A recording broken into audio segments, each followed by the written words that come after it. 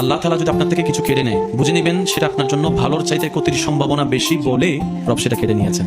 রব দেখছে আমার বান্দা থেকে যদি এটা আমি কেড়ে নিই, সে কষ্ট পাবে 2 বছর, কিন্তু এটা যদি বান্দার কাছে থেকে যায় কষ্ট পাবে আজীবন। এমন মা বাবা কি আছে যে সন্তানের খুশিতে খুশি হতে পারে না? এমন মা বাবা তো নেই। তা আমরা মা বাবা যারা আছে, সন্তানের মা বাবা, এই সন্তানের মা বাবারা সব সময় চেষ্টা করে সন্তানের ইচ্ছাগুলো পূরণ করার জন্য, সন্তানের ইচ্ছা পূরণ করার চেষ্টা করে, স্বপ্ন পূরণ করার চেষ্টা করে। কিন্তু ক্লাস 4 এর সন্তান যদি বলে বাবা আমাকে একটা আইফোন দাও, দিবে? বলেন না দিবে? সামর্থ্য থাকার পরও দিবে? কেন? মা বাবার জ্ঞান বলছে এটা তার লাভের চাইতে রব্বুল আলামিন তার চাইতে বেশি ভালোবাসে মা বাবা আমাকে যতটুকু আপনাকে যতটুকু ভালোবাসে। এই জিনিসটা আপনার আমার একটু বোঝা দরকার।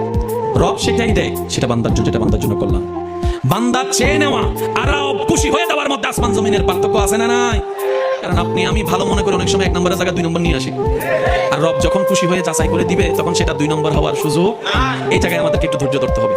না পেয়ে হতাশাতা নয়, বরং না পাইলেও বলবেন আলহামদুলিল্লাহ, পাইলে বলবেন আলহামদুলিল্লাহ। দেখবেন আল্লাহ আপনার জন্য ভালো, যেটা সবচেয়ে ভালো সেটাই আপনার জন্য এনে দিবেন। বলেন না সুবহানাল্লাহ।